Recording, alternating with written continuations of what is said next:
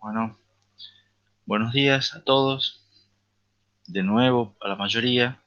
Si hay alguno que entró justo ahora, será por primera vez. Estamos arrancando una fresca mañana de lunes. eh, no tan fresca como la semana pasada, pero fresca igual. Eh, y vamos a empezar como siempre con un repaso de los conceptos claves que vimos la clase pasada. ¿Qué vimos la clase pasada? Empezamos viendo como de otros dispositivos de entrada-salida y vimos, a diferencia de los discos magnéticos, vimos los discos de estado sólido, SSD, que son basados en memorias flash. Y hablamos un poco de su estructura, su funcionamiento, y una de las conclusiones es que tienen mucha mejor performance que los discos magnéticos, ya que no tienen componentes mecánicos, entonces son más o menos entre 100 y 1000 veces más rápidos. Y eso también los hace que sean un poco más caros, sobre todo en costo por byte, pero vimos también que esa diferencia se va achicando, parece, con el paso del tiempo, lo cual eh, está bueno, digamos, porque significa que cada vez van a ser más accesibles discos SSD más grandes, de mayor capacidad. Vemos que la mayor limitación y la mayor desventaja que tienen los discos SSD, comparados sobre todo con los discos magnéticos, es que tienen limitaciones en las escrituras que llevan a que su vida útil sea limitada. Y esto introduce un nuevo parámetro, una nueva métrica, que es la duración, la endurance de los discos. Algo que no tenían los discos magnéticos, porque en general duraban hasta que se rompía alguna parte mecánicamente, una cosa así. En cambio, estos, por el funcionamiento, tienen una cantidad limitada de escrituras que se pueden hacer y tienen a su vez varias técnicas que sirven para tratar de aumentar la vida útil de los discos SSD. Después vimos RAMs no volátiles como nuevas tecnologías de memoria que, que modifican un poco el uso tradicional que se les da a la memoria RAM. Son de reciente aparición, eh, comercialmente surgieron en el año 2019, es el año pasado, y tienen muchas promesas, muchas expectativas. Vamos a ver dentro de unos cuantos años si están realmente a la altura de lo que prometen. El objetivo principal de estas memorias es cerrar la brecha de performance y de duración que hay actualmente entre las memorias de RAM comunes y las memorias flash de los discos SSD. Hay una brecha de que los discos SSD a la larga los discos SSD son 1000 veces más lentos que la RAM y tienen una duración mucho más limitada. Entonces la idea es que estas RAM no volátiles apuntan a achicar esa brecha. Luego empezamos viendo el tema 14, que son bases de interconexión. La idea es que estos bases son el medio a través de los cuales se conectan los distintos componentes de una computadora. No son solamente un conjunto de cables, sino que están definidos por varias capas, ya sea los cables en sí, los conectores, un poquito más abajo, las señales, los niveles y las señales eléctricas, de cómo hacemos para que se conecte eso eléctricamente, los protocolos, para que eso funcione lógicamente. O sea, un bus es un conjunto de diversas capas que definen cómo va a ser esa conexión. Normalmente son basados en estándares, todos los bases, la mayoría de bases son basados en estándares. Y esto es para asegurar compatibilidad, efectividad y eficiencia, que implicaba que las tres cosas implicaban no solamente que funcione bien, correctamente, sino que además funcione óptimamente y que además cualquier dispositivo que cumpla con ese estándar pueda ser conectado contra otro dispositivo que también cumple ese estándar. Entonces, eh, esas tres características son provistas por los estándares, son fundamentales para cualquier bus de interconexión. Bueno, también hay diversos tipos de bases, diversas clasificaciones, pero nos detuvimos en algunas clasificaciones, sobre todo en las de bases seriales y bases paralelos, y llegamos más o menos a la conclusión, o una de las conclusiones que llegamos, es que últimamente se están imponiendo en el mercado lo que son los bases seriales, en general con conexiones punto a punto, sincrónicos, o sea, todos con alguna señal del reloj que marque cómo son las transferencias.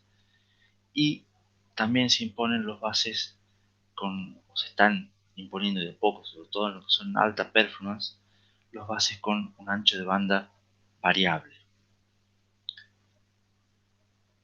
Eso implicaba que algunos dispositivos que requerían más ancho de banda, se les podía brindar más ancho de banda, y a los que requerían menos ancho de banda, se les daban menos canales, y de esa manera, con el mismo bus, se podían conectar dispositivos de múltiples velocidades. ¿Quedó alguna pregunta relacionada con la última parte del tema 13 y la primera parte del tema 14? Con esto que vimos ahora.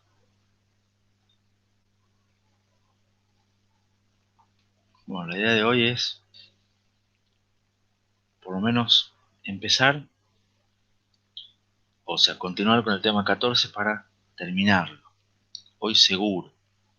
El tema es ver cuánto arrancamos del tema 15.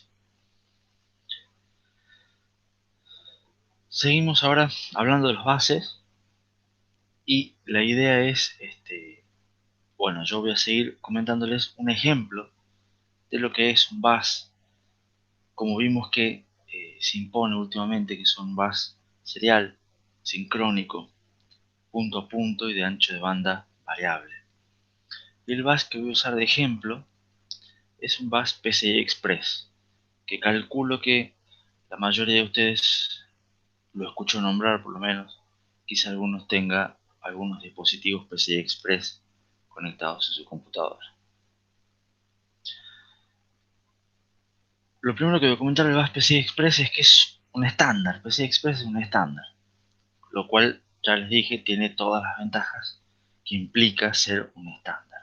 Es un estándar mantenido por una organización sin fines de lucro, lo cual eso también es bueno porque no hay intereses comerciales en el medio. Y esta organización sin fines de lucro está formada por más de 800 compañías diferentes que fabrican dispositivos que tienen que ser compatibles con PCI Express. Entonces estamos hablando de, hay pluralidad en en la definición del estándar, y sobre todo no hay intereses económicos. Eso está bastante, eh, bastante bueno, es bastante importante. Una característica fundamental del PCI Express es la compatibilidad, no solo entre todos los dispositivos, sino también una compatibilidad hacia atrás. O sea que todos los dispositivos PCI Express de una generación X, o sea, una generación dada, son compatibles con dispositivos de generaciones anteriores. O sea que también tienen que seguir funcionando los dispositivos de generaciones anteriores. Esta compatibilidad hacia atrás es una de las claves, creo yo, del éxito de PCI Express. PCI Express es un bus que fue anunciado en su versión 1 en 2003 y que ya anunciaron el lanzamiento de la versión 6 para el año que viene, para el 2021. O sea que verán que en casi 20 años, 18 años, va evolucionando el bus. El estándar se mantiene en movimiento, en permanente movimiento, en permanente evolución. Es un bus que es serial, es un bus, como les dije, se impone el que sea serial, es full duplex. ¿Saben todo lo que es la comunicación full duplex? Transmisión de datos, fundamentos de red, algunas de esas materias vieron ¿Qué es una comunicación full duplex? Bueno, me alegro. Es punto a punto, o sea que la conexión se hace entre un dispositivo y otro, no importa que pueda haber múltiples conexiones punto a punto, eso ya es otra historia. Acá cada pista, que se llama lane, o sea, cada canal de comunicación, necesita 4 cables, o sea, es serial, pero igual maneja, no es que maneja un único cable ni 2 cables, sino que maneja 4 cables para la conexión. Creo que son 4 porque son por el full duplex, 2 para la ida, 2 para la vuelta, una cosa así. No estoy seguro de todos modos.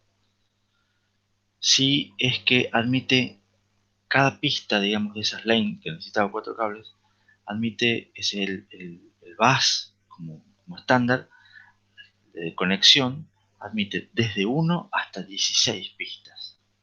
Y la idea es que cada dispositivo puede seleccionar cuántas necesita.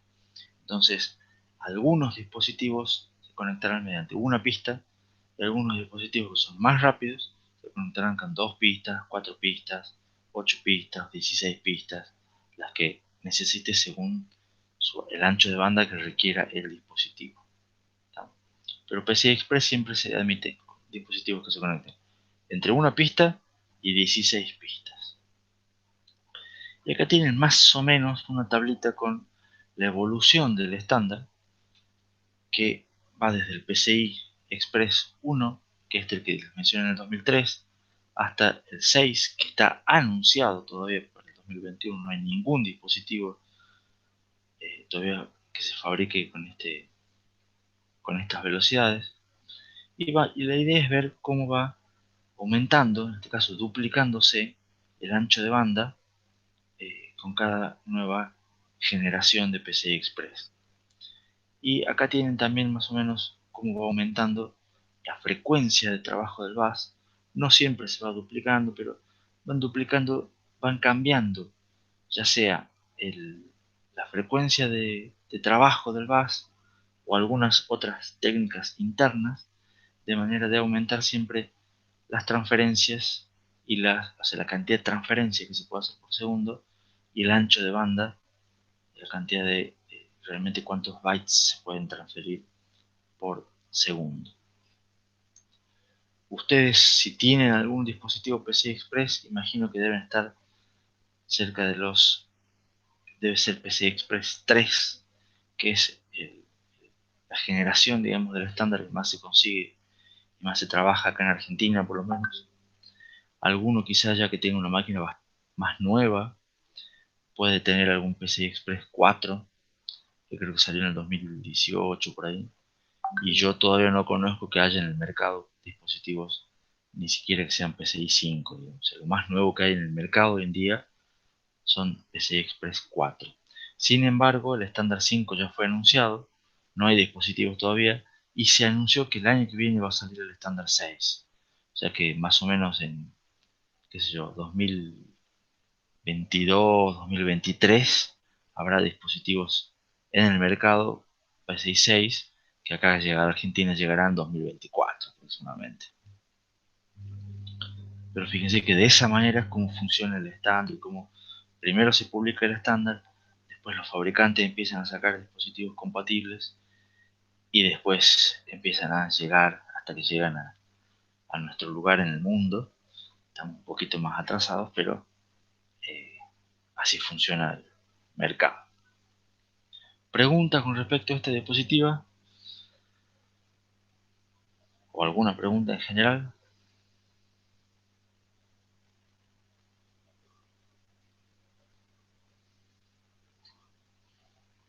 Lucas, ¿estás despierto todavía?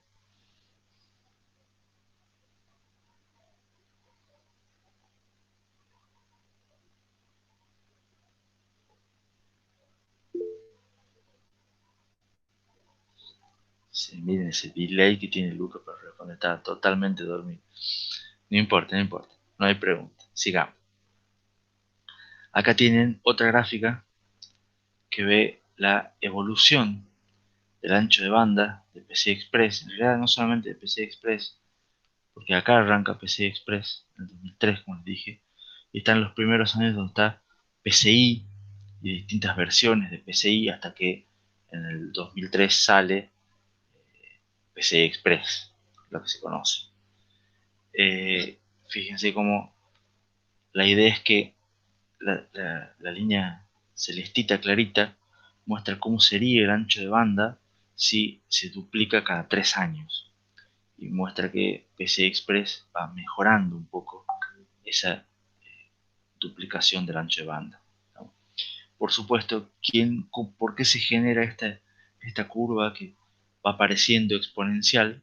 O sea, tiene la forma de que se va haciendo exponencial.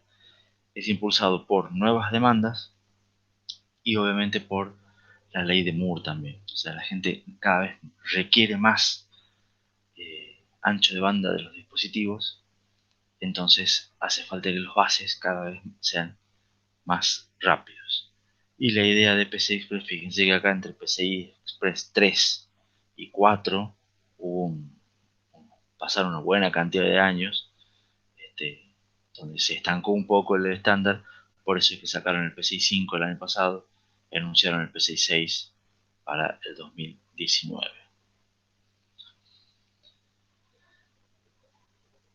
Fíjense que de vuelta, la evolución, que es lo que les quiero mostrar con esta gráfica, la evolución siempre está marcada por estas dos cosas, demanda y ley de Moore. Y es una curva de evolución exponencial que es característica en todo lo que vamos viendo en la arquitectura de computadoras. Entonces, ¿cuáles son las tendencias en bases?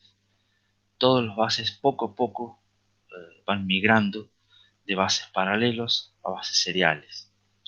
Se pasaron a lo que eran las bases ATA en algún momento para discos, a bases SATA, que es un estándar hoy en día para los discos más lentos inclusive. Se pasó de PCI, que era un bus paralelo, a PCI Express, que es un bus serial. Se pasó de bases SCSI, que eran los buses paralelos que se usaban en servidores, a bases serial SCSI, que son los SAS, que les comenté, que vimos un par de ejemplos de la clase pasada. Y así, ejemplos hay un montón, de que antes eran bases paralelos, se fueron pasando a bases seriales. Y la idea es que todos los bases, en general, están en constante evolución. Siempre se aumenta la frecuencia de trabajo del bus y o el ancho de banda de cuántas transferencias pueden hacer. A veces el ancho de banda lo aumentan aumentando la frecuencia, otras veces mediante otras técnicas de mejoras de redes, mejoras de comunicaciones, mejoras de alguna otra capa del bus. Pero siempre la idea es que esté evolucionando. Sin embargo, a pesar de toda esa evolución continua que quieren hacer todos los buses, acá tengo una gráfica, les voy a mostrar, en la cual se ve lo que es el aumento relativo de ancho de banda en función del tiempo. Y vemos lo que es para un servidor, que es la línea negra, un servidor estándar, promedio, para lo que es Ethernet, que es otro ejemplo de transferencias, que es un gigabit por segundo, y lo que es el PCI con PCI Express. ¿Estamos? Y en general, ¿qué es lo que nos muestra esta gráfica? Que, ojo, este es una escala logarítmica, esto es el tiempo, y recuerden que esto es aumento de ancho de banda relativo, o sea, se parte de una base, el 1, y se va viendo cuánto va aumentando. Y acá vemos que los procesadores en general van aumentando una cuestión constante, digamos bastante lineal, por decirlo así, lo que es su ancho de banda. Tengamos en cuenta de vuelta la escala logarítmica, y vamos a ver que los bases van aumentando de escalones, pero nótese que siempre, en general, la evolución de los bases, siempre la línea amarilla, que es PCI, está por debajo de la línea negra, inclusive por debajo de la línea gris de Ethernet. Entonces, ¿qué es lo que les quiero mostrar acá? Normalmente los bases van un poco más retrasados en lo que es la evolución. Y se va dando que desde el año fíjense, más o menos desde acá, del 2003, por aquí, fíjense, 2009 también estaba bastante cerquita, pero se va armando una brecha, digamos que se va tratando de seguir el paso, pero siempre los bases van un pasito para atrás, un escaloncito por debajo. Eso implica que en muchos aspectos PCI Express es uno de los bases más rápidos que hay para entrada-salida y sigue siendo una cuestión de se están quedando un poco atrás. O sea, los bases en muchos sistemas representan un cuello de botella. O sea, son quizá el punto más lento, el cuello de botella, el punto más lento de un sistema completo. Entonces, a veces uno quiere comprar un dispositivo mucho más rápido, quiere decir, bueno, voy a conectar una memoria Optane o alguna de esas cosas, pero en realidad no selecciona bien cómo la va a conectar a esa memoria, cómo va a conectar ese nuevo dispositivo y termina teniendo un problema por la conexión. Y a la larga resulta que el cuello de botella está no en el dispositivo, no en la computadora, sino en cómo se conectan ambos, digamos, o sea, cómo se conecta el procesador o la computadora con el dispositivo que ustedes quieren agregar. Entonces, es bastante típico que en los últimos años, en los últimos 10 años, los cuellos de botella en un sistema de computación estén dados, un sistema de computación de alta performance, estén dados en entrada-salida y o en los bases de interconexión. Esto, antes de mostrar esto, ¿alguna pregunta hasta acá? Con eso ya fue el ejemplo y fue lo que es un poco tendencia de lo que es bases. Y lo que les quiero mostrar ahora, hay una serie de diapositivas que muestran lo que es o que intenta ser la arquitectura típica de una PC. ¿Se acuerdan que creo que en entrada-salida les había mostrado un esquema básico de lo que era la conexión de dispositivos de entrada-salida, en los cuales muchos dispositivos estaban, inclusive el procesador y la memoria, estaban colgados todos con un mismo bus? ¿Recuerdan ese esquemita sencillo?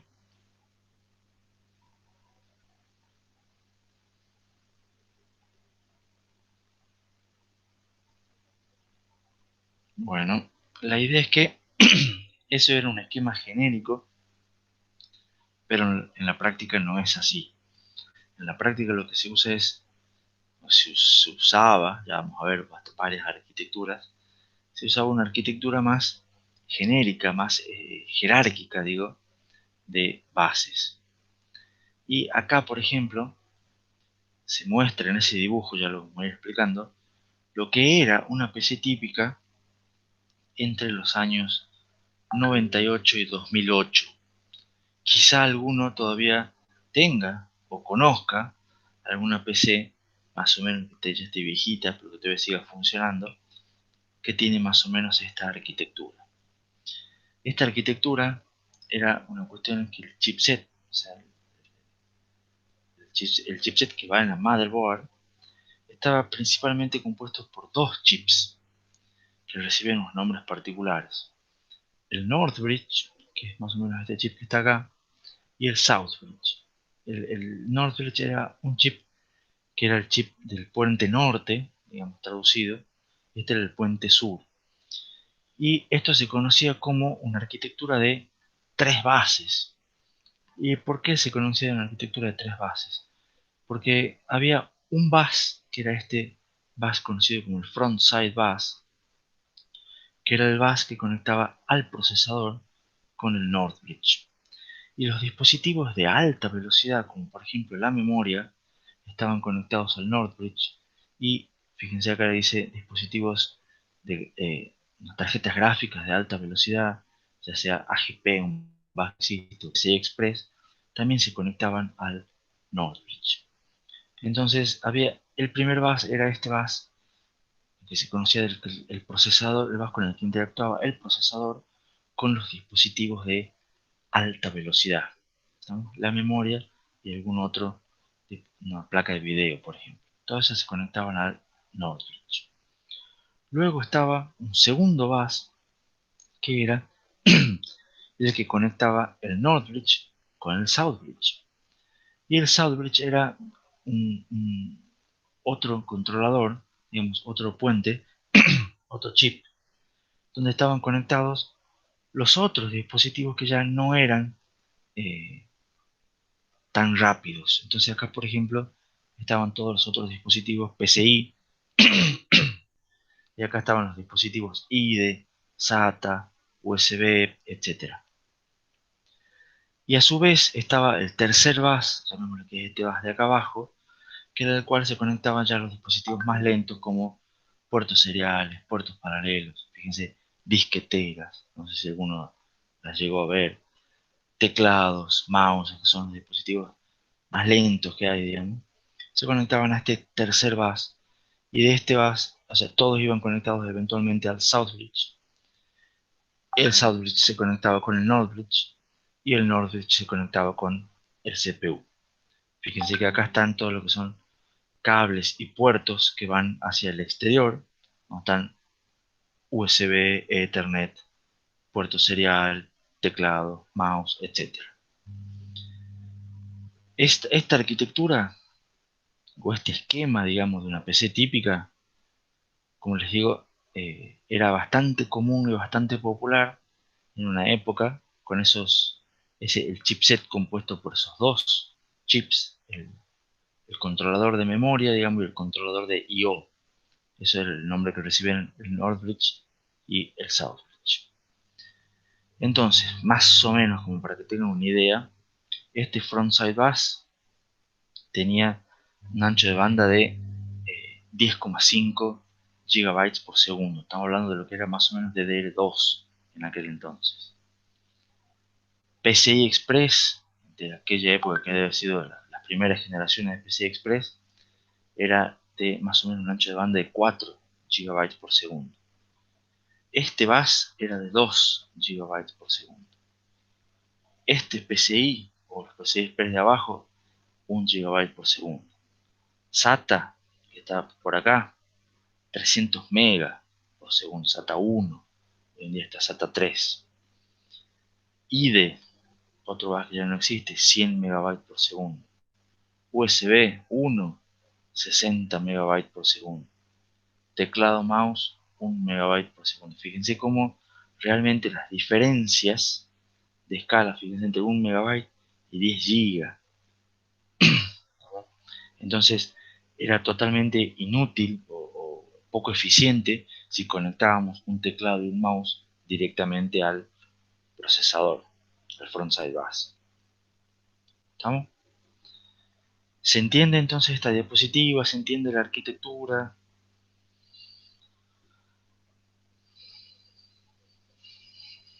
Buenísimo. Por lo menos uno dice que sí. ¿Qué es lo que pasó? ¿Por qué esto dije yo que es arquitectura hasta el 2008? Porque en general a partir del 2008, de vuelta impulsados por Moore, ¿qué es lo que hicieron los fabricantes de procesadores? Dijeron, vuelta atrás, a este Northbridge, o sea, este controlador de memoria que se encarga de manejar justamente la memoria principal y eventualmente los PCI Express, los dispositivos de más alta velocidad, yo puedo aprovechar y lo puedo incorporar dentro del procesador. Entonces, al incorporarlo dentro del procesador, es una arquitectura que más o menos se ve aquí. El procesador, los nuevos procesadores ya tienen incorporado el controlador de memoria, que es donde está acá, son estas líneas que se puede ver acá, digamos, ya se conecta directamente el controlador de memoria, o sea, las memorias de DDR4 ya vienen, todas, el controlador viene integrado dentro del procesador y viene integrado en un controlador para PCI Express, en este caso 3.0, muestra el gráfico, e inclusive ya ustedes saben que los procesadores de la familia Core vienen integrados con un procesador de video. O sea, La idea es que ya todo lo que es el NOR bridge va dentro del procesador. Y dejan lo que antes era el South bridge. O sea, ya no hay necesidad de un NOR bridge, pero sí dejan lo que es un South bridge como un chip externo que es, le cambian el nombre, ya no es el puente sur, sino que se llama le pusieron como nombre un PCH, que es un Platform Controller Hub, o sea, un hub, digamos, controlador de todo lo que es plataforma. Y en este es el chip que viene, el chipset de la motherboard, el que controla todos los dispositivos que están en la motherboard, que tiene, por ejemplo, fíjense, audio, algunas otras cuestiones que no tiene acá, por ejemplo, otros PCI Express, todos los SATA, todos los USB, todo lo que es Ethernet para red, lo que es la BIOS, o sea, todos los que son también, acá va a estar de algún modo teclado, mouse, todos los dispositivos más lentos eventualmente se van conectando a lo que es este PCH, el Platform Controller Hub, lo que antes era el Southbridge. Y después sí queda que el procesador se comunica con este PCH a través de un bus especial en las plataformas de Intel, que se conocía como un bus DMI, que vendría a ser lo que es el reemplazo del frontside bus. ¿Por qué? Porque el verdadero frontside bus ya queda una cuestión de interna dentro del procesador, porque ya el procesador se comunica con el controlador de memoria de manera interna.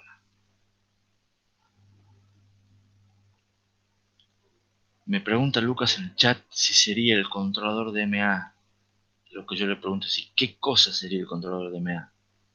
¿El chipset?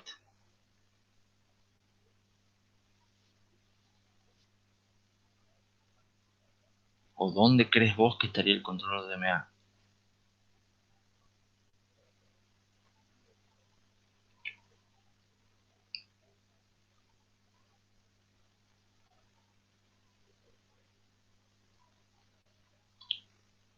Cuando yo decía de estas cosas que están integradas dentro del procesador, sí, exacto. En estos procesadores, el controlador de MA en general está integrado ya dentro de lo que es el micro, entre otras cosas, en lo que sería el Northbridge, exactamente.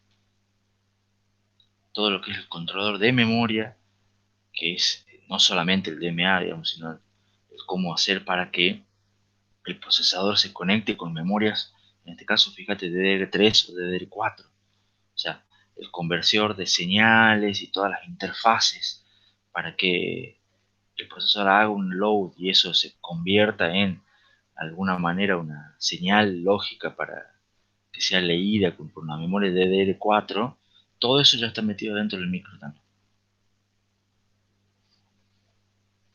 El protocolo de comunicación DDR4, el generador de señales que va a trabajar con las frecuencias de DDR4, todo está metido dentro del micro. O sea, en la motherboard para la memoria, una motherboard moderna, para conectar la memoria, lo único que hay son las pistas, digamos, lo que conecta, las pistas que conectan el slot de memoria con el procesador. Todo lo demás está dentro del procesador. Con el audio, por ejemplo, o ¿qué otra cosa puede ser? Con un SATA, no necesariamente. O sea, en la motherboard tiene el conector SATA, el conector USB, ustedes también enchufan dispositivos USB, pero después tiene el chipset, tiene no solamente toda la lógica de cómo funciona USB, cómo funciona SATA, sino además cómo después empaquetan de algún modo todo ese tipo de conexiones más lentas y se las comunican con el procesador a través de este bus.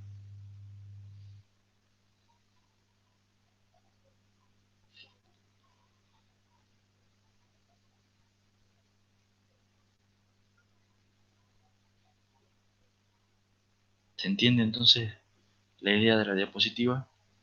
Fíjese que cada vez más el procesador tiene cada vez más funciones y este único chip del chipset de la motherboard tiene cada vez también más funciones, integra más cosas, pero se sigue manteniendo esta estructura de por lo menos dos chips. Acá tienen otra variante de lo que es la diapositiva anterior, pero esta vez no con dispositivos de Intel, para que vean que no tengo ninguna camiseta puesta, sino con dispositivos de AMD. Van a ver que la idea es más o menos la misma. Está el procesador, que en este caso es un Ryzen de tercera generación, que también tiene integrado todo lo que es el controlador de memoria. Fíjense, acá está lo que es la memoria. Tiene lo que es el PCI Express, en este caso de cuarta generación, o sea, este un poquito más moderno. Los de Intel todavía están, creo, con tercera generación. Y la diferencia está en que este procesador Ryzen ya, por ejemplo, pueden integrar dentro del micro un controlador de audio y algunos controladores USB y lo que es la BIOS también. O sea, ya ciertas cosas ya las van poniendo, van integrando más cosas dentro del eh, procesador. Mantienen también el PCH, Platform Controller Hub, que se encarga de otros PCI Express, SATA, USB, otros USB también más viejos y algunas otras cuestiones también. Pero fíjense que de vuelta la idea es cada vez ponemos más cosas, más funciones, las vamos integrando dentro del procesador. Eso implica que permite aumentar las velocidades y minimizar las latencias dentro del mismo chip, por lo que yo les comentaba que los bases están quedándose atrás. Me pregunta Lucas, ¿no tienen gráficos integrados los AMD? En particular estos Ryzen no tienen gráficos integrados. O sea, como no pueden integrar esos gráficos, integran otras cosas. Los de Intel en general, todos los cores sí tienen un procesador de gráficos, un procesador de video integrado. Entonces, bueno, esta es, como les digo recién, la variante de AMD, pero fíjense que también tienen este chipset con el Platform Controller Hub, que es lo importante. Y bueno, una diferencia o principales son que acá el soporte es para PCI Express 4. No sé si hoy en día hay dispositivos de Intel eh, que tienen soporte para PCI Express 4. Creo que los AMD eran los únicos. Capaz que si salió alguno, salió este año. Que bueno, que con todo el tema pandemia, capaz que está un poco más frenado. Ah, y la otra diferencia interesante es que los dispositivos de AMD, los procesadores de AMD, usan también PCI Express 4 para la conexión entre el procesador y el Platform Controller Hub, el PCH. No usan un bus propietario, como es el de Intel, sino que usan un bus estándar. Pero porque el PCI Express 4 tiene un mayor ancho de banda. Entonces ya, como pudieron implementar el PCI Express 4 con el mayor ancho de banda, ya lo usan para todo lo que ellos quieren. Los de Intel no hicieron eso aún, o capaz que lo están haciendo en los micros de este año. Bueno, y como les decía también, pasan algunas funciones eh, que antes estaban en el PCH, ya las pasan también al procesador, como por ejemplo audio o USB. Lucas dice en el chat que tiene unos Intel 620 y se las banca muy bien en la notebook. Sí, sí, sí, seguro. Este, para muchas cosas no hace falta tener una placa de video aparte.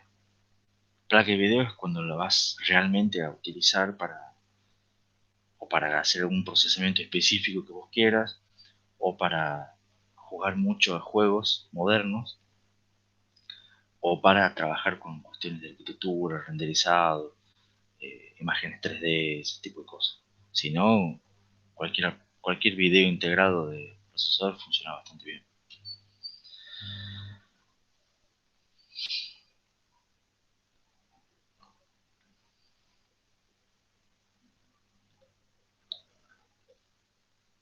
Lucas dice en el chat que se sorprendió porque pudo correr juegos bastante interesantes del 2019. Bueno, me alegro por que puedas haber jugado bastantes juegos nuevos, interesantes en 2019, Lucas. Y que te haya sorprendido tu procesador de video también, por supuesto. ¿Alguna pregunta o comentario sobre la diapositiva, sobre la estructura de una PC moderna? Y tengo una diapositiva más de lo mismo, que es otra visión de lo mismo que estoy comentando ahora, pero ahora ya no una estructura tan jerárquica de base, sino de lo que quiero mostrar acá es ya lo que vendría a ser, que es me da pie también para lo que va a ser el tema siguiente, una estructura de lo que es un chip, lo que se conoce hoy en día como chip de un procesador, y cómo se conectan distintos dispositivos a este chip del procesador. Fíjense que todo esto de acá es lo que sería hoy en día un chip de un procesador. ¿Qué es lo que tiene? Tiene, fíjense en este caso, un procesador de 4 núcleos, es una cuestión genérica, ¿no? Y cada núcleo tiene a su vez su camino de datos, que es lo que vimos nosotros. Tiene sus cachés de nivel 1 para instrucciones, para datos, su caché de nivel 2 unificado, pero esto es por cada núcleo. ¿Estamos? Eventualmente los procesadores de Intel que hablamos recién tienen a su vez otro núcleo más para video, para gráficos, y la idea es que todos estos núcleos, y es que ya acá por lo menos ya tenemos 5 núcleos, están conectados entre sí con algún tipo de conexión interna. ¿Estamos? Que en este caso acá dice, bueno, una conexión, una interconexión en forma de anillo, no importa, pero hay algún tipo de conexión interna. Y en esa conexión interna también está conectado lo que es un caché de nivel 3, que fíjense que es el caché de último nivel. ¿Estamos? Está conectado el controlador de memoria, que es lo que hablamos recién. Todo esto viene a ser lo que antes era el NOR Bridge integrado. Está el controlador de PCI Express. Está una interfaz hacia lo que es el Southbridge, hacia el Platform Controller Hub. ¿Lo ven? O sea, toda la interfaz está específica acá. En particular los de AMD que le conté, estos dos, es el mismo, porque usan el mismo usan siempre PCI Express versión 4 para estos dos, digamos. Tienen alguna otra interfaz de conexión para otro procesador, eventualmente para HDMI. Tienen además un controlador para energía, para los relojes. Entonces fíjense que hay todo un montón de cosas que están dentro del procesador, pero que no son estrictamente el núcleo del procesador. Y eso recibe el nombre, o se le está empezando a decir el nombre de Ancore, o sea, son componentes que están dentro del núcleo del procesador, pero que no son estrictamente un procesador en sí, porque el procesador vendría a ser esto de acá. Lo que nosotros vimos es el procesador con sus cachés que se conectan. Entonces, el tema es que como ya vamos poniendo varios núcleos, más otro procesador, más un montón de otras interfaces, un montón de otras cosas, todo esto se conoce como Ancore, como un núcleo que está dentro del chip, pero que no es un núcleo en sí mismo, no es un procesador en sí mismo. ¿Tá? Y todo esto que está acá es lo que hoy en día es un procesador. Entonces fíjense que cuando nosotros vemos el camino de datos de la parte del procesador, hemos perdido no sé cuántos temas viendo el camino de datos y resulta ser que a la larga es un pedacito chiquito, que no es menos importante, porque a la larga todo se hace aquí, pero fíjense, está bien que esto es una cuestión gráfica, no es una cuestión de escala, ni nada, pero más o menos se parece. Fíjense lo que es el camino de datos de un micro, lo que es parte de la jerarquía de memoria y lo que es todas las otras cosas que también tiene un microprocesador. ¿Estamos? Y de vuelta acá, esto que viene con el PCH, se conecta USB, SATA, PCI, PCI Express, Ethernet, audio, los displays, etcétera, etcétera. Aunque es más o menos lo que vimos recién con el PCH. ¿Se entiende entonces esta diapositiva?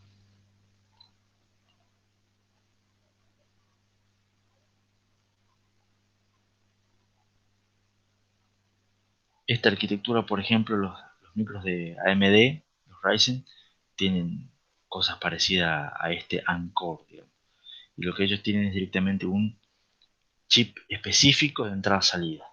Entonces tienen un núcleo de entrada-salida junto con todos los demás núcleos este, de los procesadores. Que por supuesto lo que dijimos los AMD no tienen los Ryzen en realidad no tienen procesadores de video. Hay otros procesadores de AMD que sí tienen procesadores de video integrados.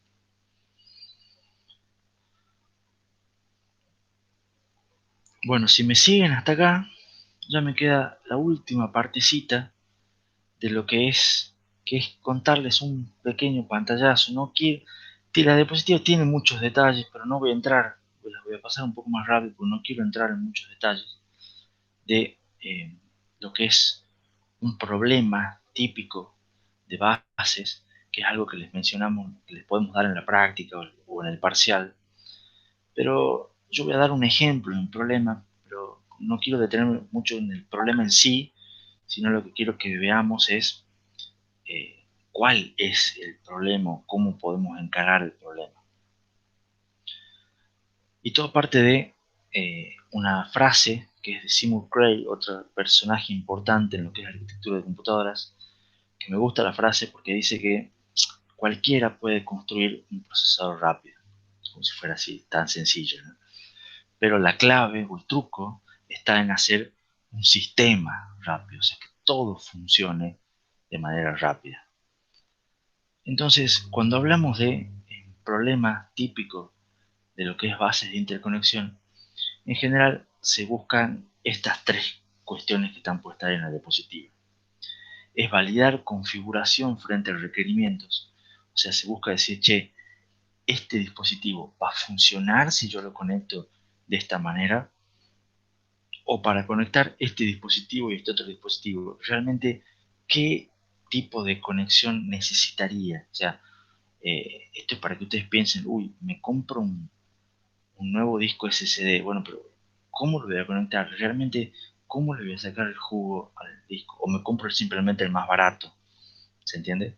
Entonces la idea es ver cuáles son los requerimientos e ir analizando las distintas configuraciones para encontrar posibles cuellos de botella, eh, de dónde estaría fallando, qué es lo que me estaría limitando el sistema, qué es lo que me estaría limitando la productividad del sistema, y justamente de esa manera encontrar lo que es la máxima productividad.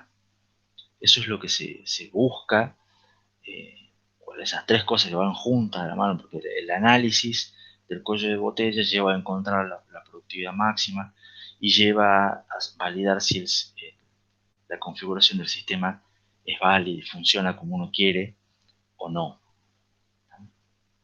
Entonces, ¿cómo se hace esto? Vamos a ver un ejemplo, y les insisto, vamos a tratar de verlo medianamente rápido. Imagínense un sistema de viejo, digamos, que tiene 8 procesadores, donde cada procesador puede ejecutar 1.000 millones de instrucciones por segundo.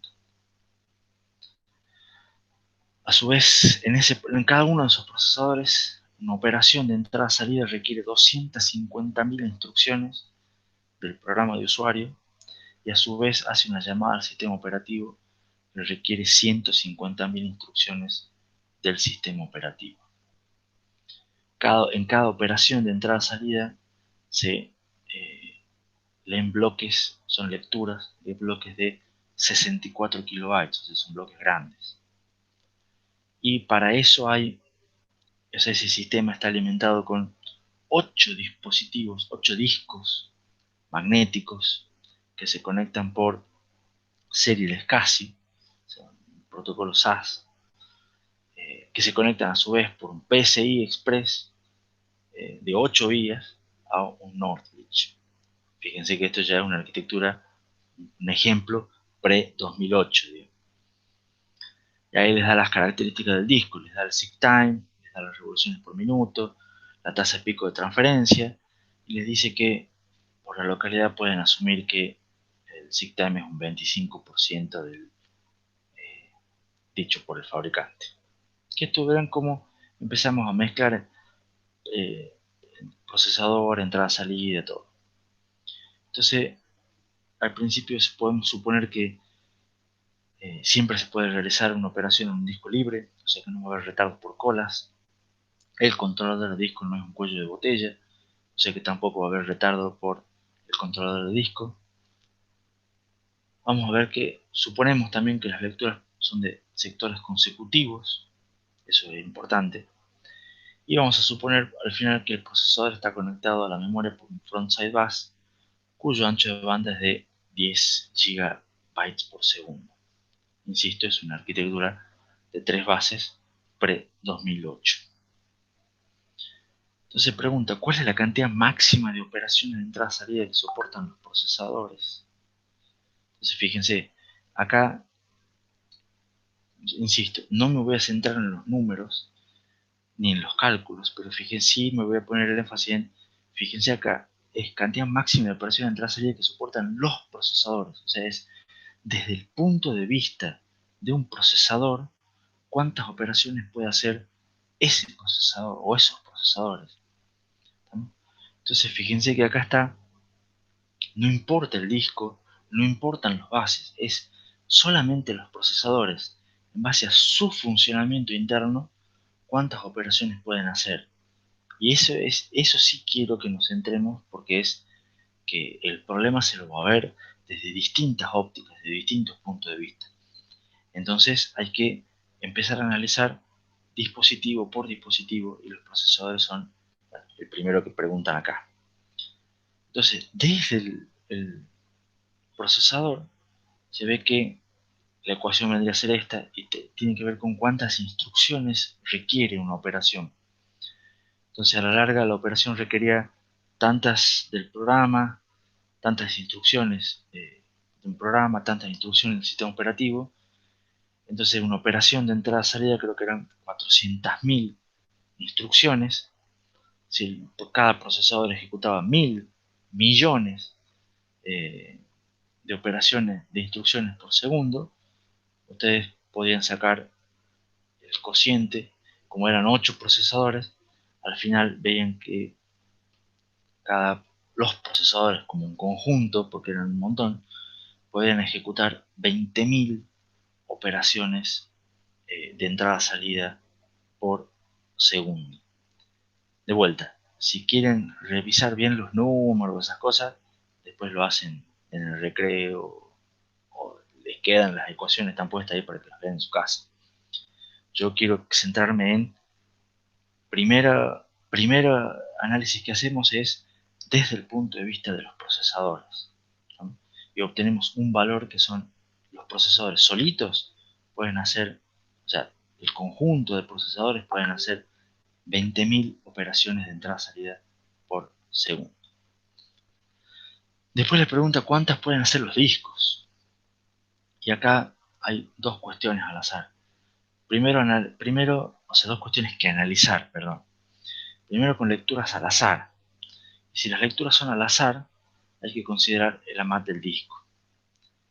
Se calcula el AMAT del disco con todas las cuestiones de entrada-salida que ya vimos, y vemos que el AMAT del disco son más o menos 3 milisegundos. Entonces,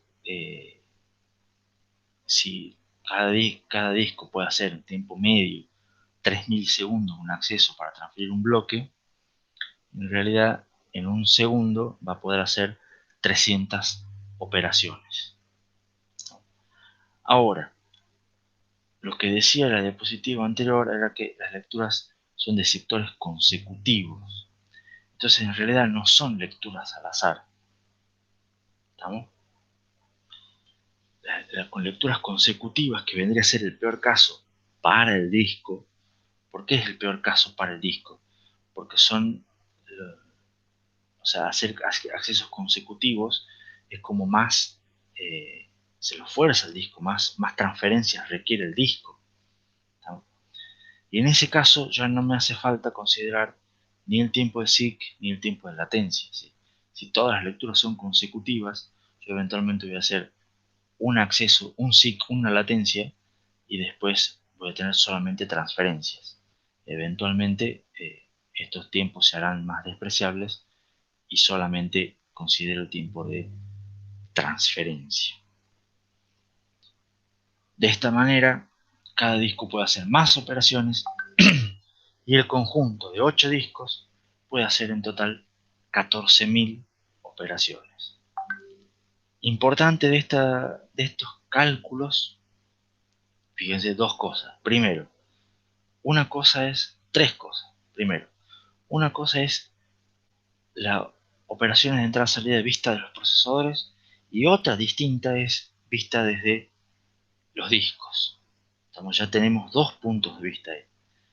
A su vez, vemos que lo de los discos, o sea, la cantidad de operaciones que pueden hacer los 8 discos, en el peor caso para los discos, que es el mejor caso para el sistema, eso es una segunda conclusión, el peor caso para los discos, cuando más exigen los discos, es el mejor caso para el sistema, porque cuando más operaciones se pueden hacer, más transferencia va a estar, mejor va a andar el sistema. Pero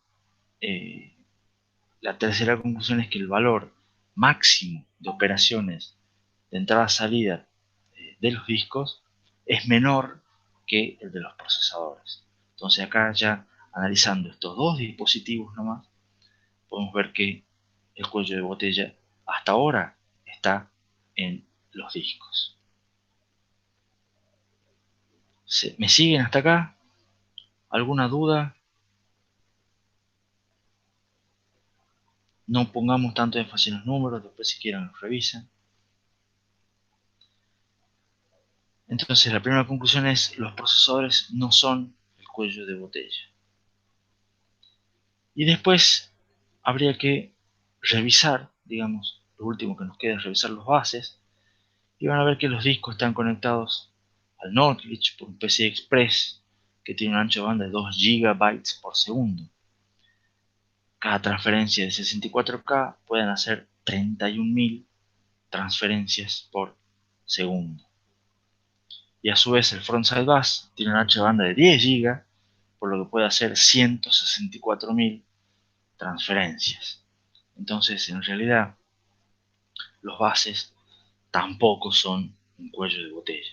Sin embargo, hay que hacer los cálculos para validar, en este caso, que los buses no son cuello de botella. Y después de hacer todos los cálculos, podemos decir que la máxima productividad de este sistema va a estar limitado por los discos en particular. O sea, habría que ver qué pasa si queremos mejorar la productividad. Por ejemplo, decir, bueno, cambio esos discos viejos y los pongo con unos discos SSD que me van a aumentar seguramente el ancho de banda, y vamos a ver si hay el cuello de botella se mueve a algún otro lado. Y capaz que si estén o en los procesadores o en los bases. ¿Se entendió el problema? ¿Se entendió el ejemplo?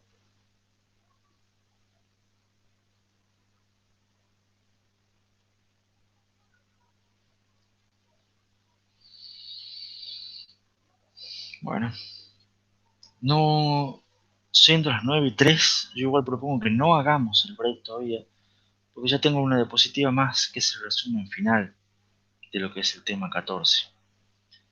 ¿Qué es lo que hemos visto en este tema? Los bases son el medio a través de los cuales se conectan los distintos componentes de una computadora. Es lo mismo que les dije en el repaso. No son solamente un conjunto de cables, sino están definidos por varias. Están basados en estándares que aseguran compatibilidad, efectividad y eficiencia. Hay muchos tipos, muchas clasificaciones, pero se imponen los bases seriales de punto a punto sincrónicos y de ancho de banda variable, ¿no? Vimos ejemplos de arquitecturas típicas modernas, vimos un ejemplo de un bus que tenía estas características, que es el bus PCI Express, y vimos un ejemplo de validación.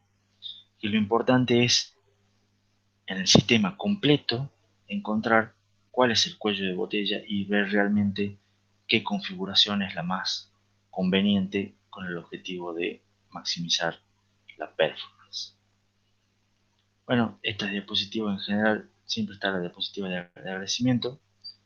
Con eso terminamos el tema 14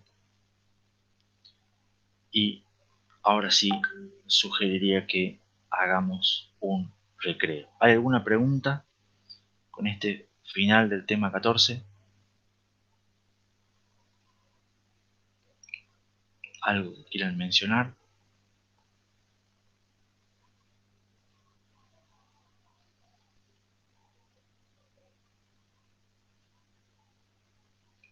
Bueno, entonces son las 9:05. Hacemos un recreito de 10 minutos para que se levante Lucas, se cambie, y no sé si querrá hacer alguna otra cosa, y se preparen un cafecito, lo que sea que quieran para... Si algún otro se acostará, ir al baño, revisar WhatsApp, lo que sea que quieran hacer en estos 10 minutitos. Y nos vemos a las 9:15. ¿Les parece?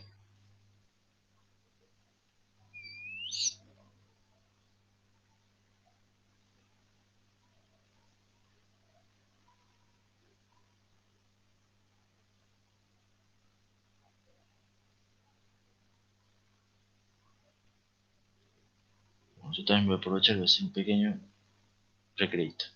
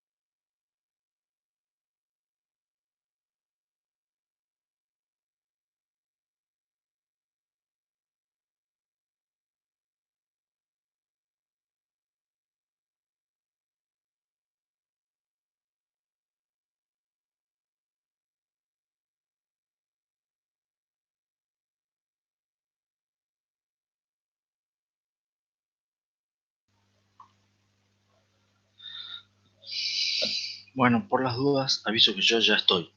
No arrancamos, pero tenemos 2-3 minutitos más. Pero si alguno me quiere hacer una pregunta o comentar algo, ya estoy de vuelta frente a la PC.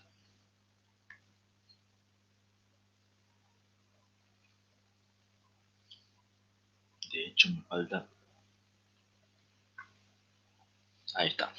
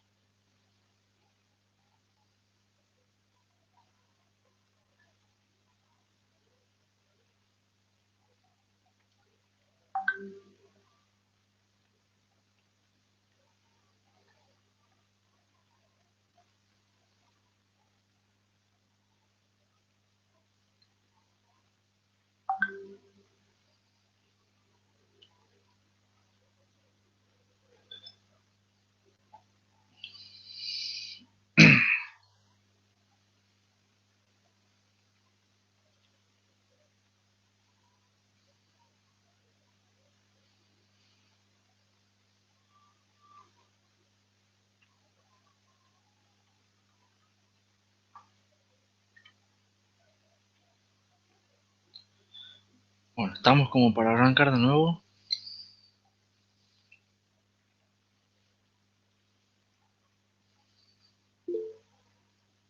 Nacho está.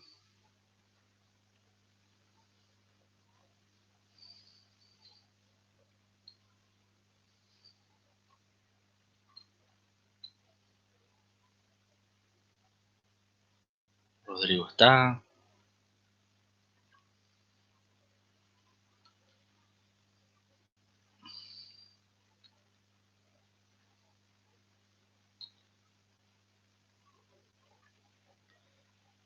Bueno, la idea es que vamos a comenzar ahora con lo que es el tema 15. Diseño para bajo consumo. Siempre, después del recreo, mientras vuelve Lucas, que no sé si habrá terminado de cambiar, todos los que están medio dormidos todavía, vamos con el cronograma, que es medio sencillo, porque la idea es hoy empezar ahora con el tema 15. Si todo marcha sobre ruedas, el miércoles lo estaríamos terminando. Ese miércoles, ustedes ya saben, también rinden de vuelta, que parece que zafaron la semana pasada, rinden el práctico 5, que es temas 11 y 12, y se publicaría el práctico 6, que son temas 13, 14 y el 15. O sea, entrada-salida, bases y este tema que vamos a empezar a ver hoy. Y de vuelta, si todo va bien, el viernes tendríamos clase también y empezaríamos con el tema 16.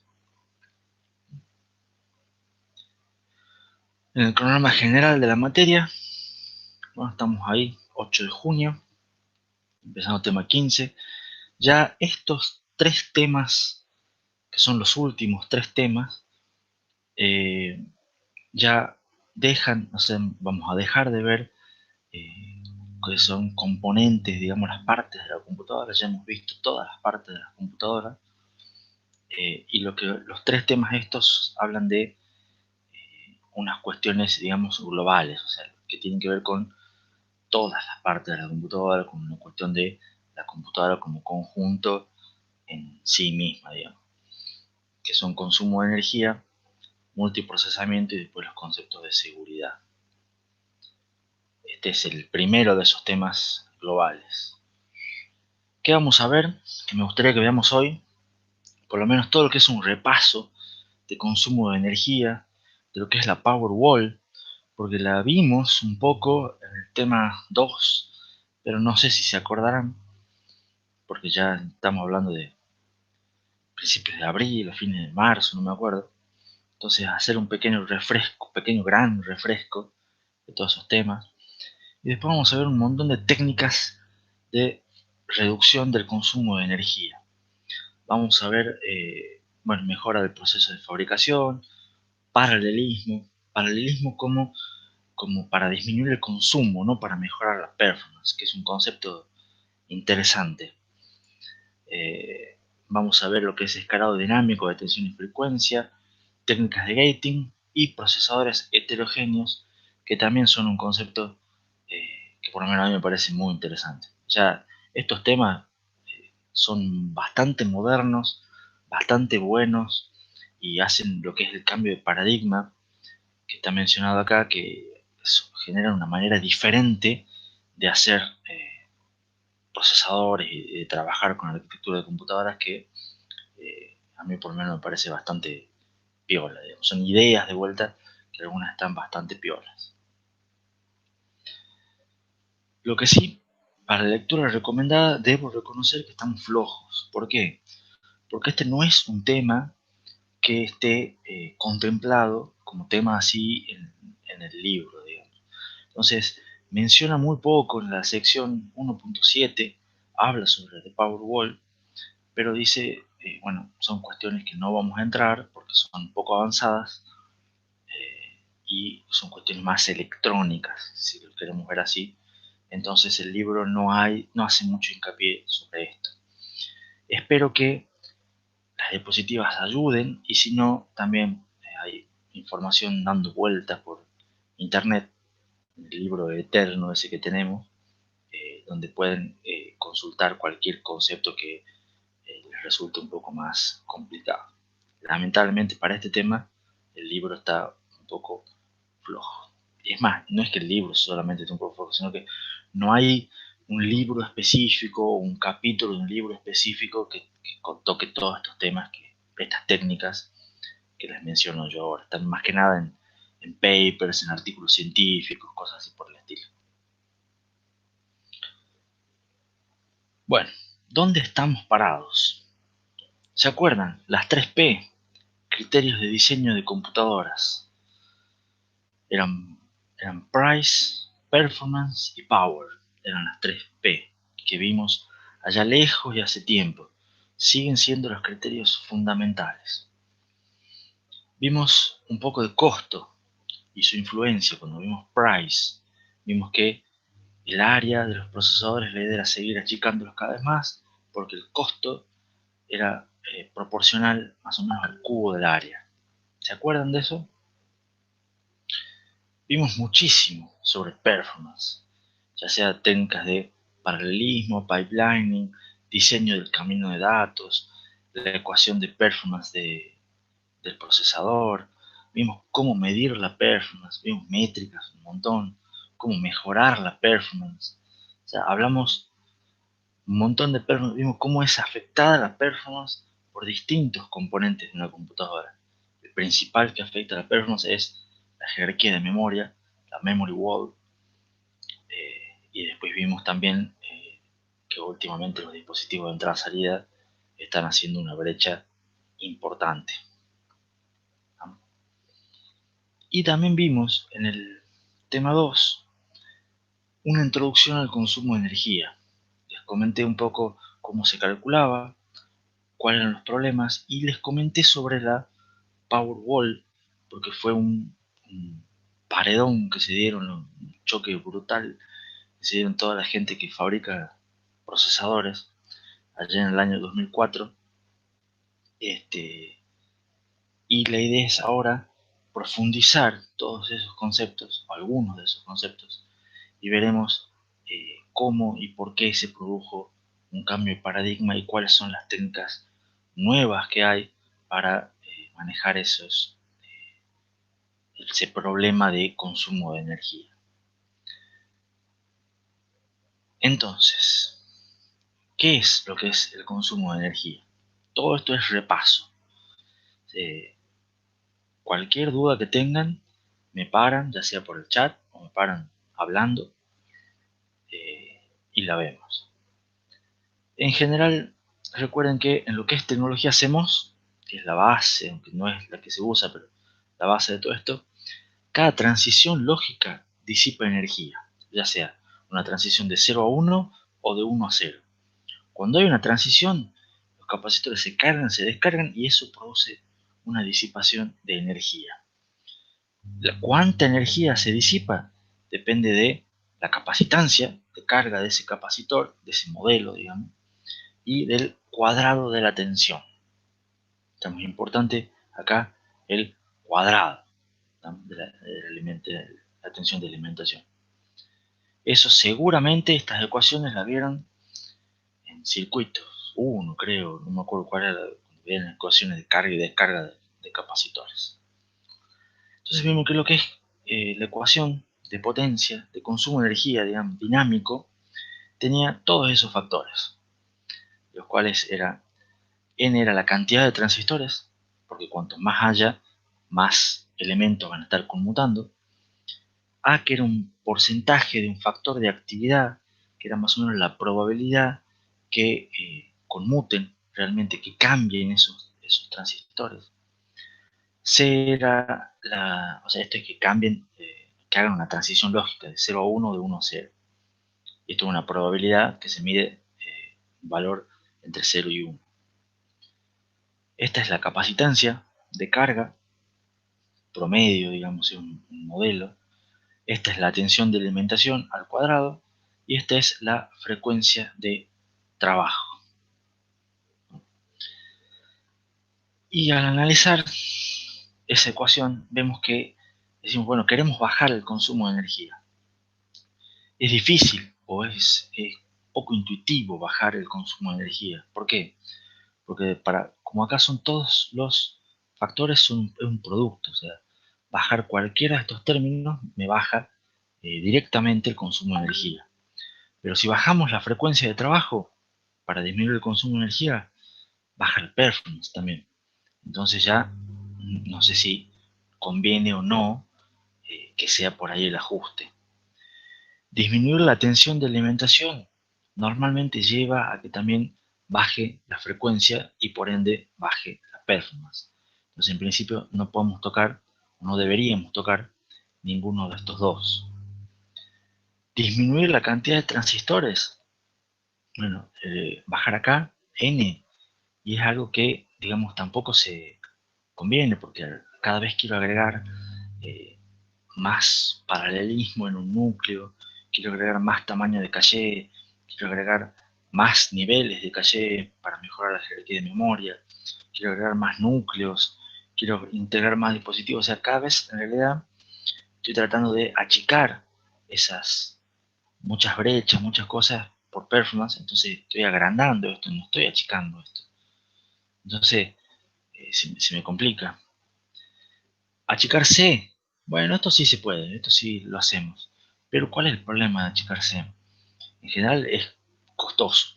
O sea, acá hemos visto en el tema 1 tema 2, que ya si achicamos mucho el proceso de fabricación, se hace cada vez más caro y mucho más caro. Y a su vez tampoco es cuestión porque, bueno, no podemos achicar indefinidamente esto. O sea, esto eventualmente tiene un límite. O sea, conclusión, ¿cómo hacemos para reducir el consumo de energía si no conviene?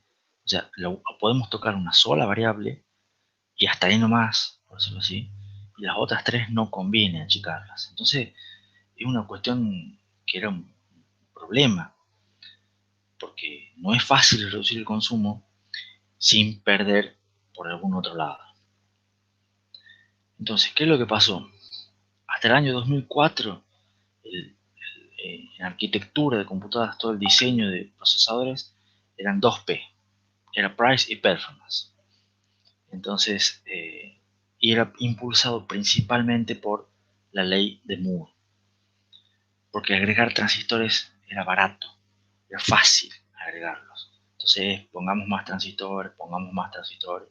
Si ustedes ahora van repasando un poco todo lo que vimos desde el camino de datos y todos esos temas, van a ver que siempre es y agregamos, y agregamos, y agregamos, y agregamos, ya sea cuestiones como caché, que conviene que sean más grandes o que sean más, predicción de salto, ejecución fuera de orden, son un montón de cuestiones que implica siempre agregar transistores, porque es fácil y entre todo es barato. Y además estaba el Dennard scaling. ¿Qué es lo que nos decía el Dennard scaling? Que los transistores, cuando achicábamos el proceso, también los transistores achicaban su delay, entonces eran cada vez más rápidos y además y en general disipaban, digamos, cada transistor un poquito menos de energía. Entonces lo que hacíamos era que podemos aumentar la frecuencia, aumentar la cantidad de transistores, aumentar un montón de todos esos parámetros y el consumo de energía era constante. Entonces, ¿qué es lo que hacíamos? Poníamos más y más y más transistores. Pero en el 2004, cuando se chocaron con la pared por una cuestión de densidad de energía, se empezó a considerar el consumo de energía como criterio principal. En parte fundamentado porque a partir de ahí se lo conoce como en esa fecha con el Dennard, el fin del Dennard scaling. O sea, ya no se puede escalar de la misma manera en la que se venía escalando antes. Entonces la pregunta que se hicieron en ese momento es ¿cómo podemos hacer para seguir mejorando la performance sin aumentar el consumo de energía? ¿No? Esa es la pregunta que vamos a tratar de resolver con varias técnicas que las voy a mencionar en este tema, digamos. ¿Sí? Y eso motivó un cambio de paradigma, en el sentido de que hasta ese año se diseñaba por 2P, Price y Performance, y a partir del 2004 se diseña por las 3P, Price, Performance y Power. Vamos bien hasta aquí con el repaso. Se me durmieron. ¿Están todavía? Juan está, Jonás está, Luis está. Lucas parece que lo perdimos. En vez se fue a cambiar, se fue a dormir, apagó el celular. Ah, no, está Lucas, está con el café en mano. Está bien, está bien. Perdón, Lucas, perdón. Qué bueno esto de poder ir con un cafecito y volver a estar en la casa. La verdad que estoy chocho con esta clase, no sé si se nota. Bueno, con la Powerball. Sí, deberíamos poner una cafetera. Creo que hay una cafetera en el lado de micro. Sí, hay una. No como la de Martín, pero hay una, creo que una pava eléctrica en realidad. Pero bueno, funciona igual. Eh, Ahora, sigamos con el repaso. ¿Qué pasó además? ¿Qué pasó o qué empezó a pasar también hace 15 años, por el 2004? Junto cuando se daba el fin del Dennard scaling, justo en el mismo momento en el cual eh, se producía, se chocaban con la Powerball de la densidad de energía por milímetro cuadrado del Pentium 4, que fue un caso de estudio, digamos. Con, Cuando se estaba dando esa mezcla de cosas a nivel hardware, empezaban a aparecer también la multiplicidad de dispositivos móviles personales que hoy conocemos como smartphones. Y hoy aparecen en todos lados y son ubicuos. Son dispositivos pequeños, muy poderosos, que funcionan a batería. O sea que es una computadora que no está enchufada y que a su vez están conectados permanentemente a Internet. Excepto, bueno, Juan Jane, que estaba diciendo que justo hoy estaba con muchos problemas de conexión, pero eso es temporal. A su vez empezó a aparecer también el concepto de cloud computing, en el cual ya los servidores o los grandes centros de procesamiento de datos empezaron a trabajar de otra manera, con software as a service, empezaron a hacer cada vez instalaciones más grandes para proveer servicios a una mayor cantidad de gente. Y así como empezaron a popularizarse cosas como Google, Facebook, Amazon, que son empresas que hace 15 años no eran, o sea, en el año 2004, 2005, no eran los monstruos que son hoy en día, digamos. Estaban recién surgiendo en esa época. También empezó recientemente, hace poco, pero ya hace menos tiempo, los 15 años, pero últimamente, empezó a aparecer el concepto de Internet of Things. ¿Qué es Internet of Things? Sistemas embebidos muy pequeños donde están todos conectados a Internet. ¿Qué implica esto? Es la clásica de la tostadora conectada a Internet o la heladera conectada a Internet. Pero era llevar conectividad y procesamiento de datos a dispositivos que nunca se pensó, no fueron pensados originalmente con esa funcionalidad. Entonces se empezó a surgir todo este caldo de cultivo. Claro, y Lucas dice agregarle un ESP a todo. Exactamente, digamos. Pero todo este caldo de cultivo que empezó, se mezclaron así dos o tres cosas y dijeron, che, en realidad el tema de consumo de energía es un tema crítico, porque la mayor portabilidad que me piden los dispositivos móviles personales o Internet of Things me requieren miniaturización. Eso tiene que ser portable, tiene que ser chico. A su vez le tengo que poner una batería y la batería tiene que durar mucho. Y cuando hablo de mucho, por ejemplo, fíjense, ustedes tienen un celular, la batería tiene que durar un día por lo menos, dos idealmente. Pero un dispositivo de Internet of Things, ustedes le ponen una pila y tiene que durar, ¿cuánto? 5 años, 10 años. Porque ustedes no pueden estar permanentemente cargando o enchufando el dispositivo porque si no ya pierde el chiste, digamos. Entonces las baterías tienen que ser pequeñas, tienen que durar mucho. ¿Y cómo hacemos para que la batería dure mucho? Tengo que consumir realmente muy poca energía. Y lo que se empieza a decir es que todos los nuevos sistemas, todos estos sistemas también, tienen una limitación de consumo de energía. Y si lo ven al revés con este concepto de cloud computing, que a su vez no son alimentados a batería, no les importa que sean miniaturización, sino que apuntan a mega servidores muy grandes y instalaciones cada vez más grandes, pasa la misma idea, pero en la otra punta del espectro.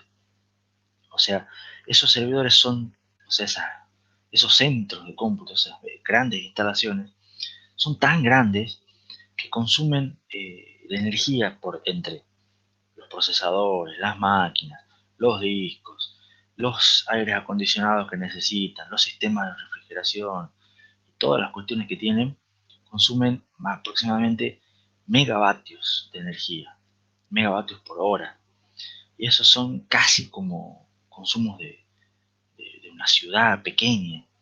Entonces estamos hablando de una empresa consume una energía similar de una ciudad, por eso no pueden instalarse, acá en Tucumán, por ejemplo, no puede instalarse nunca una granja de ese tipo, porque la capacidad energética de EDET y del Bracho, no sé si da para alimentar un centro de estos, digamos, o sea, y además a toda la ciudad, está claro.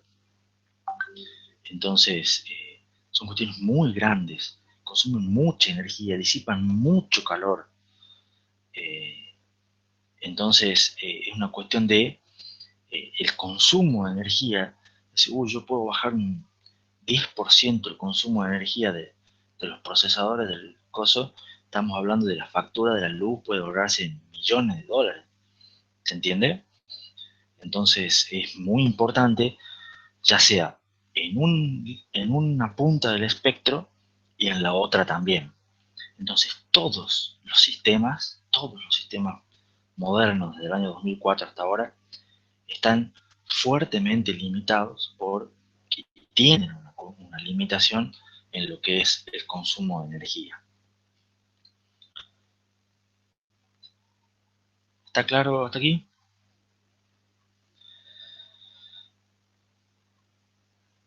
Y ahora, esto también es un repaso, creo que de materiales y dispositivos, que es más o menos la relación entre frecuencia y tensión. Y la relación entre la frecuencia de trabajo y la tensión viene dada por una curva de retardo de los transistores, que más o menos creo que tiene esta forma, ¿no? Y la idea de esta curvita es que en toda esta zona de trabajo, hasta que se llega a una tensión de umbral que más o menos está por acá, esta curva de acá es más o menos una relación lineal. Entonces, significa que si yo bajo la tensión de los transistores, yo les bajo la tensión de alimentación a los transistores, va aumentando el delay de los transistores, va haciendo cada vez más lento el transistor, y si yo aumento el delay, significa que tengo que bajar la frecuencia. Entonces, dicho de otra manera, es bajo la tensión, bajo la frecuencia. ¿Estamos? Hay que ver, por supuesto, de cuánto es, fíjense, hasta acá, hasta este punto, yo tengo una baja de 2,4 a 1,2, entonces bajo a la mitad la tensión, y hasta este punto más o menos aumento el delay de 1 a 2, o sea, duplico el delay, entonces más o menos podría decir que en todo este tramo la relación entre tensión de alimentación y frecuencia es lineal.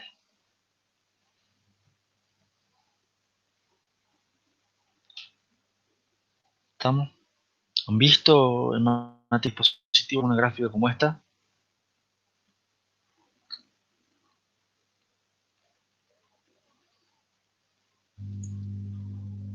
Y veo que tengo una pregunta pendiente en el chat, ya le contesto a Lucas, pero antes respondan ustedes a mí. ¿Vieron en material y dispositivo alguna gráfica como esta? La relación entre tensión de alimentación y delay de los transistores.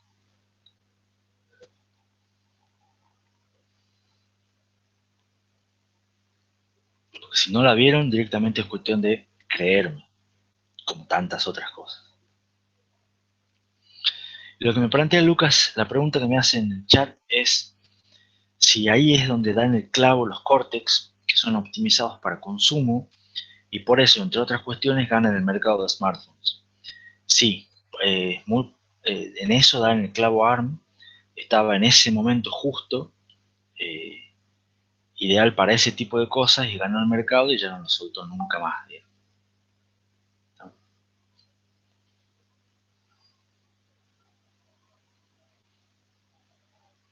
Bueno, entonces, unos 10 minutitos, 15 minutitos más que me quedan, quiero empezar a mencionarles cómo podemos hacer para bajar el consumo. Y la primera técnica para bajar el consumo es algo que ya también mencioné en el tema anterior, en el tema 2, que es mejorar el proceso de fabricación. Y la idea es que al mejorar el proceso de fabricación va bajando la capacitancia dinámica que tienen los procesadores. Se va bajando la ecuación, el parámetro C en la ecuación esa de consumo de energía dinámico. Entonces acá tienen en esta gráfica, se ve más o menos en el eje de las Y lo que es la capacitancia dinámica, una escala logarítmica, sin valores, fíjense, una cuestión totalmente gráfica. Y acá abajo tienen una escala de tiempo, más o menos de cómo se va disminuyendo para distintos nodos, distintos procesos de fabricación. Fíjense, 45, 32, 22 y hasta 10 nanómetros, cómo va disminuyendo la capacitancia dinámica. Entonces, acá ven que, tengan en cuenta de vuelta que esta escala es logarítmica, pero hay una tendencia a la baja. Entonces siempre esto va disminuyendo, a veces poco, a veces mucho, pero va disminuyendo C. ¿Estamos? Entonces eso ayuda a bajar el consumo de energía. Sin embargo, esta disminución que me baja C tiene un problema. ¿Cuál es? Que cuando hacemos cada vez un proceso de fabricación más chico, ya las compuertas de los transistores ya básicamente son de unos cuantos átomos de ancho. Y eso, que sean muy angostas, digamos, o sea, son muy finitas ya estos 10 nanómetros, en poca distancia, hacen que dejen de ser tan ideales. Y el hecho de que sean poco ideales lo que genera es que se producen corrientes de pérdida. ¿Qué son las corrientes de pérdida? Son corrientes que no deberían ocurrir. Son corrientes que cuando un transistor está en off, está en corte, que se supone que no debería dejar pasar corriente, como tiene su compuerta, digamos, su gate es tan finito, de vez en cuando hay algún átomo o algún electrón, digamos, que pasa, que salta. Entonces se genera una pequeña corriente, que es muy chiquitita, porque son unos poquitos electrones que logran pasar a través del transistor, inclusive cuando el transistor está en corte. Entonces genera corriente cuando está activo y genera corriente cuando no está activo también. Y eso es un problema, porque, insisto, como dice la diapositiva, es una corriente que no debería existir. Entonces, al principio decían, bueno, sí, existe este problema, pasa, pero por suerte es muy pequeña la corriente de pérdida. Entonces, como es mucho más chica que la otra, la vamos a despreciar. Que es algo que hacemos bastante los ingenieros para minimizar situaciones cuando son uno o dos órdenes de magnitud menores. ¿Está claro? ¿Qué es lo que pasó? Resulta que a medida que vamos aumentando o vamos disminuyendo en realidad el proceso de fabricación y vamos haciendo cada vez más chiquitos el tamaño del transistor, resulta que esta corriente de pérdida se va haciendo cada vez más grande. O sea, como cada vez hacemos más chiquita el tamaño de los transistores, cada vez se filtran más electrones, entonces la corriente de pérdida ya pasa a tener una consideración bastante similar a las corrientes verdaderas, digamos, o sea, a las corrientes activas. Y eso va en aumento. Y fíjense lo que es el gráfico, este que les muestro aquí, de los cuales con 90 nanómetros, 65 nanómetros, la corriente de pérdida era menor. Con 40 nanómetros se va haciendo un poco más, se va haciendo más grande, con 28 nanómetros, con 20 nanómetros. Fíjense que lo importante de este gráfico es que la parte celeste, que es la corriente, o sea, en este caso es energía, pero es la energía disipada por corrientes de pérdida, es casi igual que la parte gris, que es el consumo dinámico de energía. Entonces, aumentamos el proceso, o sea, disminuimos el tamaño del transistor, mejorando el proceso de fabricación.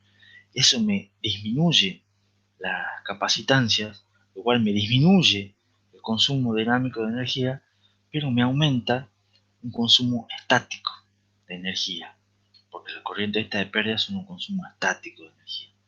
Entonces, al final de cuentas, yo en realidad no estoy disminuyendo mi consumo de energía, sino que eventualmente lo estoy aumentando. ¿Cómo puedo hacer esto? Estas corrientes de pérdida son las que generaron, entre otras cosas, el fin del escalamiento de Dennard. O sea, el escalamiento de Dennard tenía, entre otras simplificaciones, que la corriente de pérdida era despreciable.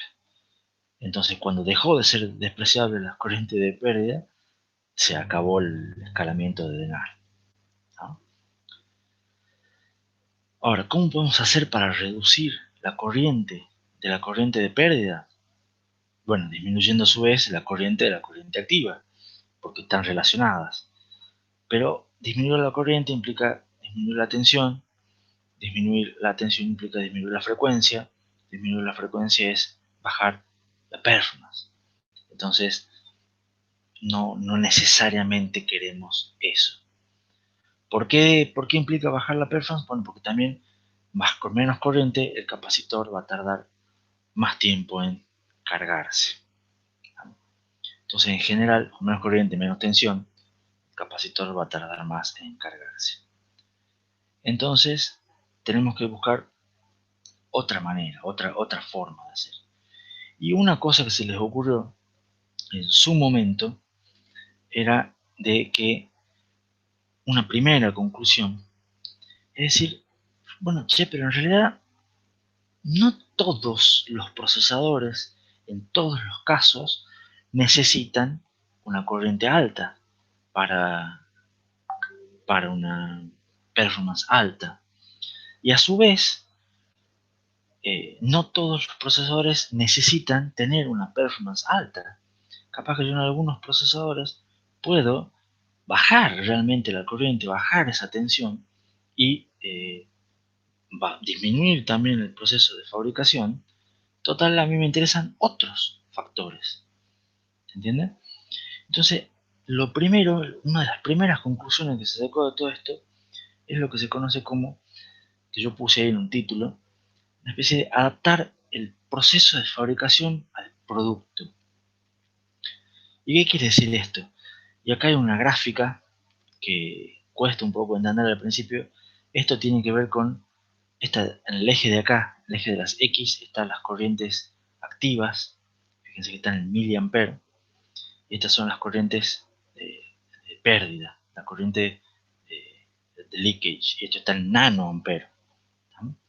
Esta es una escala logarítmica, esta es una escala lineal. Y la idea siempre es que cuando uno aumenta esta también. Pero la cuestión es de acá que dijeron, en realidad no hace falta que todos estén aquí o todos estén aquí. La idea es que va a haber ciertos procesadores que conviene que se muevan en este rango, con una buena tensión, una alta tensión, por decirlo así, con altas corrientes y que tengan altas corrientes de performance y que disipen mucha energía. Pero bueno, yo lo quiero así porque quiero mucha performance. Pero por otro lado, tengo otros procesadores que en realidad la performance no me preocupa tanto. Entonces, yo para esos procesadores los tengo con corrientes bajas, con tensiones bajas, me generan unas corrientes de pérdida bajas, entonces tengo realmente muy bajo consumo y de esa manera tengo una performance aceptable para lo que yo necesito, me cumplen con mis requerimientos, entonces no tengo por qué irme a este proceso de fabricación con estos requerimientos, sino que me muevo directamente dentro de este rango. Y eso es algo que se empezó a hacer, como les dije, más o menos en el 2004, se sigue haciendo hoy en día y es por eso que ustedes tienen microcontroladores, microprocesadores muy pequeños que están fabricados en 32 nanómetros, 45 nanómetros, 90 nanómetros, y que no les preocupa y que no tiene ningún sentido que se fabriquen en 7 nanómetros o 10 nanómetros como son los procesadores de Intel, de AMD o de Samsung.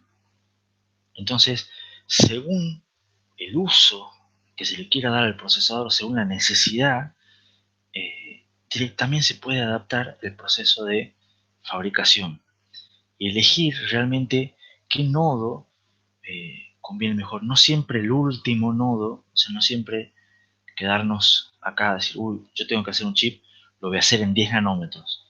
No, lo voy a hacer en 10 nanómetros si necesito realmente hacerlo en 10 nanómetros. Si no, lo puedo hacer en 45, no tengo ningún problema.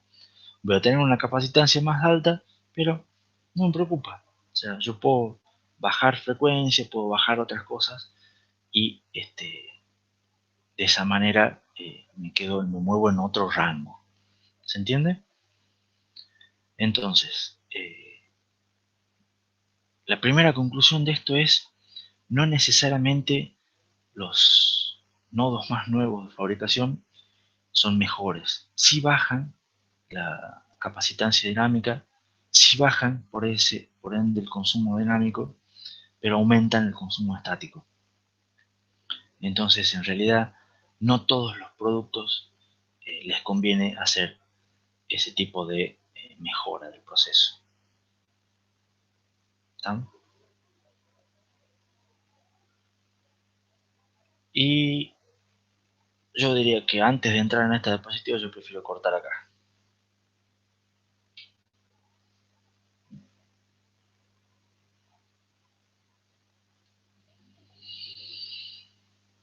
¿Se entendió bien hasta aquí? ¿Alguna duda?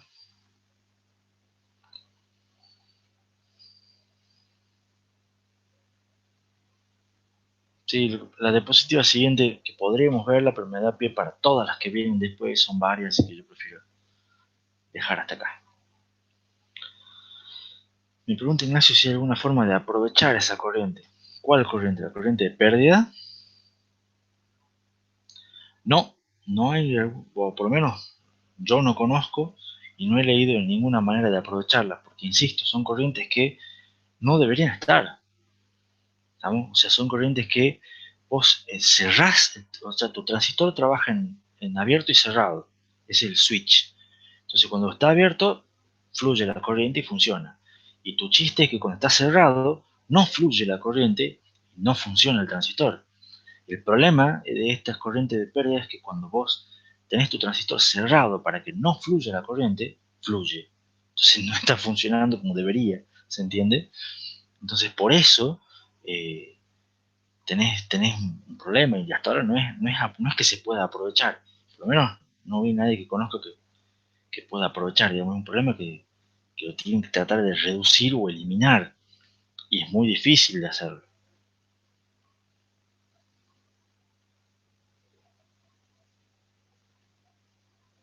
¿Entiendes?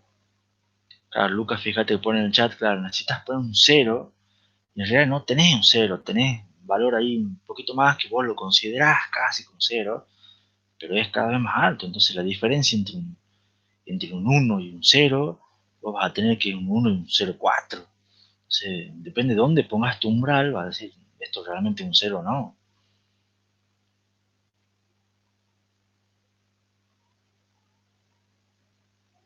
Lucas complementa, dice, lo que se hace en realidad es que los transistores trabajan en una zona de inversión débil, que se llama, que no vemos en material antipositivo.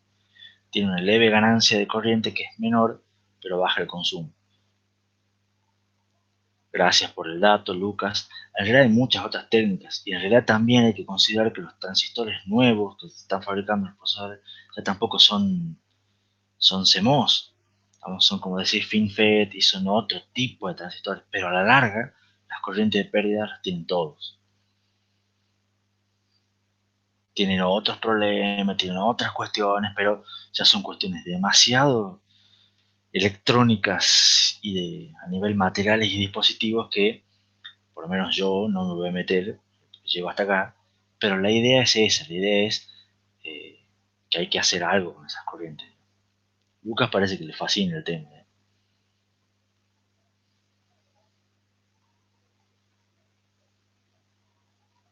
Bueno, ¿alguna otra pregunta relacionada con estos temas?